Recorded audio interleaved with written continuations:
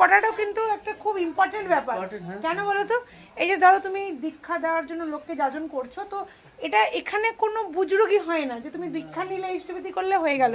ঠাকুর বলছেন ধরো, করো, হও, পাও। কোনো ম্যাজিক নেই এখানে।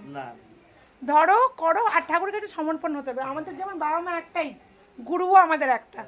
আমরা যত দেব দেবীর পূজা করি, যতক্ষণ না সদ্গুরু শরণাপন্ন হয়, আমাদের পুজো কিন্তু যায় না। তো ঠিক সেরকম আমাদের মেনে চলতে হবে, সমর্পণ হয়ে যেতে হবে ঠাকুরের উপর। ঠিক করে বললাম কাকু? ঠাকুরকে বিশ্বাস করতে হবে, সমর্পণ। আর বিশ্বাস কখন আসবে?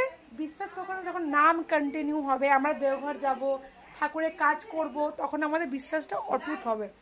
আর সমর্পণ হতে হবে। বিশ্বাস করলেই সবকিছুই হবে একদম। আর বিশ্বাস না হলে ভাই ওটাতে কোনো না না না না না, একদম না।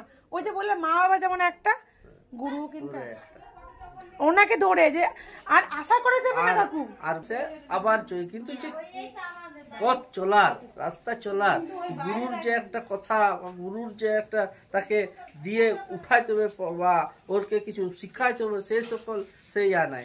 আর এই ঠাকুর শিশু অনুকূলচন্দ্র হয়েছেন, তিনি হয়েছেন আমাদের পথ চলার একজন পাথর। ইনি হচ্ছে জীবন্ত ঠাকুর, জীবন্ত। ইনি এনার জীবন চালনে দেখিয়ে গেছেন যে আমাদের কিভাবে চলতে হবে। আরেকটা কথা যেটা আমি সবসময় বলি, সেটা হচ্ছে যে নিজেদেরকে না মানে কোনো আশা রাখা যাবে না, যে আর কিছু চাওয়া যাবে না। তুমি আমার জন্য যেটাই করবে আমার সেটাই মঙ্গল। আমি চাই না তো কিছু, কিছু চাইবে না, ঠাকুর তো বলছেন চাইলেই ঠকতে হবে। করে যাও, ফলের আশা করো না। আমরা এসেছিলাম কৃষ্ণপুরে। অ্যাকচুয়ালি এটা অফিসিয়ালি নাম হচ্ছে কৃষ্ণপুর, কিন্তু এটাকে কৃষ্ণপুর, এখানকার লোকেরা কৃষ্ণপুর বানিয়ে দিয়েছে। তো এইখানে ডিপি ওয়ার্কে আমরা সবাই এসছি, তো ওই আর কি একটু ভালো ভিডিও নেওয়া যাক। আসছি দিদি, আসছে বললাম, শুনতেই পেলে আমরা এসছি কৃষ্ণপুরে। হ্যাঁ, ডিপি ওয়ার্কে। ডিপি ওয়ার্ক মানে হচ্ছে ঠাকুরের দীক্ষাপত্রের কাজ।